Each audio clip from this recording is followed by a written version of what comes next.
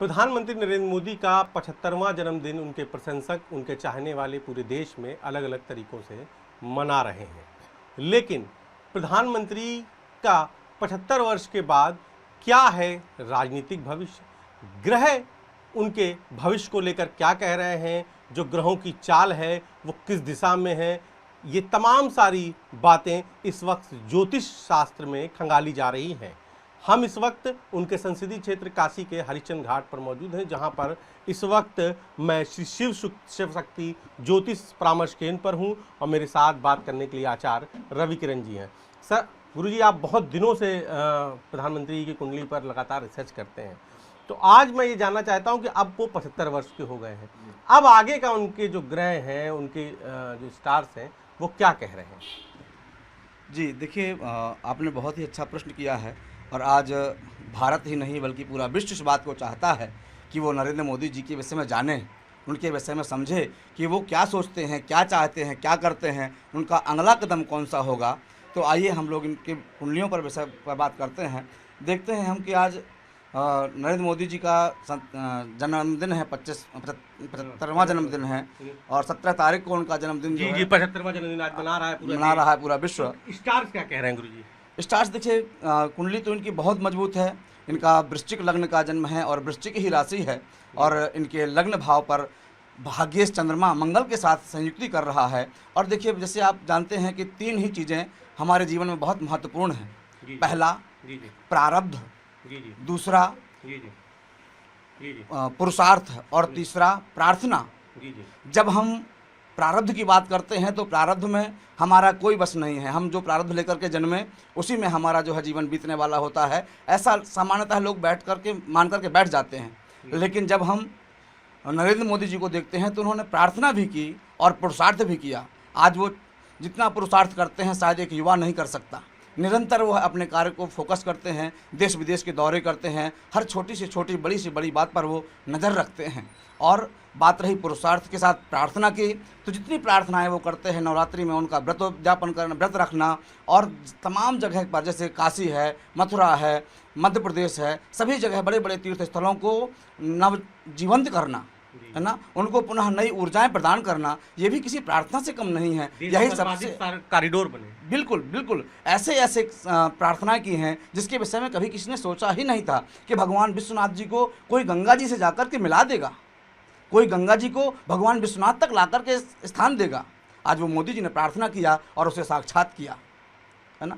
तो और मोदी जी के ग्रहों के विषय में यदि हम बात करते हैं जी, तो वर्तमान में मंगल की महादशा चल रही है मोदी जी की। ये कुंडली है? हाँ, ये नरेंद्र मोदी जी की कुंडली है। ये इनका लग्नेश है, लग्न का जो है स्वामी मंगल है और मंगल इनके भाग्येश के साथ, चंद्रमा के साथ लग्न पर बैठा हुआ है और मंगल की ही दशा चल रही है वर्तमान में। हालांकि वर्तमान में मंगल में केतु चल रहा है तो ये समय थोड़ा संघर्ष वाला है। जैसे ही मंगल में सूर्य आएगा, सूर्य इनका जो है कर्म स्थान का, राजनीति स्थान का स्वामी है, और जैसे ही मंगल में सूर्य आएगा और वो इनको दिसंबर 26 से प्राप्त होगा। अच्छा, हाँ, उस समय के बाद और लेकर के 2027 दिसंबर तक मंगल में सूर्य और मंगल में चंद्र। इस समय मोदी जी का कोई हाथ पकड़ने वाला नहीं होगा। इनकी विश्व में जय जयकार होगी। विश्व के बड़े बड़े नेताओं का, बड़े बड़े शीर्ष पदों पर स्थित लोगों का, बड़े बड़े गुरुओं का, पीठाधीशों का इनको आशीर्वाद प्राप्त होगा, जिससे इनकी जो है राजनीतिक स्थिति चरम पर पहुंचेगी। विश्व की जो है ये धरोहर माने जाएंगे। इनको युग पुरुष के रूप में देखा जाएगा कि ऐसा कोई नेता न आज तक हुआ है और न भविष्य में कभी होगा। तो इस हिसाब से देखें, स्वास्थ्य के लिहाज से कैसा है मोदी का पूरा? बिल्कुल, अभी लग्नेश की दशा चल रही है, इसलिए जब लग्नेश स्वयं व्यक्ति का शरीर होता है और जब लग्नेश की दशा चल रही है तो लग्नेश की दशा में शरीर को किसी भी प्रकार से कोई हानि होने वाली नहीं होती है। इसलिए इस समय मोदी जी के शरीर को लेकर के, उनके स्वास्थ्य को लेकर के किसी भी प्रकार का कोई तनाव न बनाया जाए, न किसी प्रकार की कोई चिंता की जाए। स्वस्थ बढ़िया, स्वस्थ रहेंगे। बिल्कुल, राजनीतिक रूप से आप बता ही रहे हैं कि दिसंबर 2026 से, जी बिल्कुल, दिसंबर 2026 से लेकर के दिसंबर 2027 तक, जब तक मंगल में सूर्य और मंगल में चंद्र रहेगा, ये जो मोदी कहेंगे वही दुनिया देखेगी। बिल्कुल, पूरी दुनिया को वही दिखाई देगा और ये राजनीति के चरम पर होंगे। राजनीति के चरम पर बिल्कुल जी। गुरुजी हिसाब से देखें तो 2027 का चुनाव भी 2026 दिसंबर आप रहा है, तो मोदी तब तक मतलब जिसे कह सकते हैं पूरी दुनिया की निगाहें उन पर होंगी।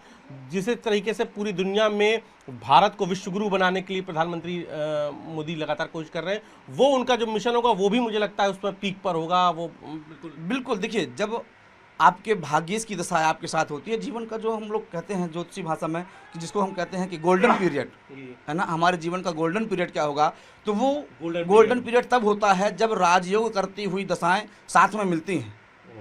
तो इनका मोदी जी का जो राजयोग कारक ग्रह है वो मंगल और चंद्रमा है। चंद्रमा इनका भाग्येश है और मंगल लग्नेश है। सबसे अधिक महत्व यदि किसी का दिया गया है जीवन में तो भाग्य का। कुंती ने भी कहा ना कि भाग्यवंतम प्रसूये था मासूरा मच पंडितान, है ना, कहा कि जो संतान है वह भाग्यवान पैदा होना चाहिए, सूर्य और वीर नहीं होना चाहिए। क्योंकि मेरे पुत्र जो है, कुंती के पुत्र कैसे थे, बड़े बड़े सूर्य थे, बड़े बड़े विद्वान थे, लेकिन उसने भाग्य की याचना की भगवान से। तो इस समय मोदी जी का जब भाग्येश उनके साथ में आएगा, जब कर्मेश उनके साथ में आएगा, तो पूरा विश्व उनकी तरफ निगाहें टिका करके देखेगा कि ऐसा नेता हमें क्यों नहीं प्राप्त हुआ। गुरुजी, चूंकि राजनीति की बात है, मोदी जी राजनीतिक पर्सनालिटी हैं, तो एक बड़ा सवाल उठता है कि राजनीति में दोस्त भी होते हैं, दुश्मन भी होते हैं। तो जो मुखालिफ हैं, जो दुश्मन हैं, तो उसके हिसाब से मोदी का क्या वो है? देखिए, जो इनका लग्नेश मंगल है वही इनके शत्रु भाव का भी स्वामी मंगल है। तो निश्चित रूप से ऐसे व्यक्ति के मंगल जब अच्छा है और लग्नेश का साथ दे रहा है तो निश्चित रूप से शत्रु भी अच्छे होंगे। लेकिन वही शत्रु भाव का स्वामी इनके लिए योग कारक है। लोग इनसे जितनी शत्रुता करने का प्रयास करेंगे उतना ही ये निखर करके सामने आएंगे। उदाहरण बिल्कुल प्रत्यक्ष है। ट्रंप ने शत्रुता दिखाने का प्रयास किया, मोदी जी को और निखार दिया, विश्व पटल पर एक चमकता हुआ सितारे की तरह जो है सामने ला करके खड़ा कर दिया। इसलिए शत्रु जितने इनका विरोध चाहेंगे, इनका बुरा चाहेंगे, इनके लिए वो राजयोग कारक ही होगा। तो ये जो 75वां जन्मदिन है प्रधानमंत्री का, ये अब तक के जीवन में सबसे, जिसे कह सकते हैं कि सबसे बेहतर काल होगा प्रधानमंत्री का ये?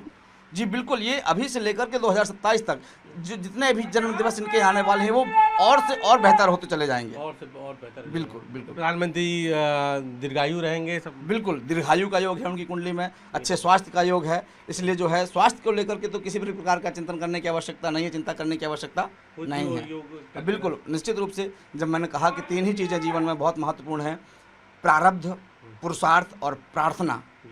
तो प्रारब्ध से तो आप सब लोग जानते हैं कि वो कैसे आए, लेकिन उन्होंने अपने पुरुषार्थ से और अपनी प्रार्थना से पूरे विश्व को एक आईना दिखाया है कि हाँ, कैसे जीवन जीना है, कैसे सत्कर्म करना है, कैसे अपनी धरोहरों को बचाना है ना। तो इस प्रकार से जो है मोदी जी का सब उत्तम ही दिखाई दे रहा है हमें। जी। तो आप थे आचार्य रविकिरण जी, जो प्रख्यात ज्योतिषा शास्त्र हैं काशी में, और जिन्होंने प्रधानमंत्री कुंडली पर समय समय पर रिसर्च किया है। और आज उनका ये रिसर्च कह रहा है उनके 75वें जन्मदिन पर कि प्रधानमंत्री नरेंद्र मोदी का अब 75 वर्ष के बाद और उनकी जो छवि है वो और निखर के आएगी। विरोधी जितना विरोध करेंगे उनकी छवि और निखरेगी। ताज़ा उदाहरण भी गुरुजी दे रहे हैं अमेरिका का। इसके अलावा दिसंबर 2026 से प्रधानमंत्री का जो भाग्य है वो और उदय पर होगा। उसके बाद गुरुजी का कहना ये है कि जो भी मोदी कहेंगे वही दुनिया देखेगी। क्या पंकज सिन्हा के साथ उपेंद्र द्विवेदी, न्यूज़ 18 वाराणसी।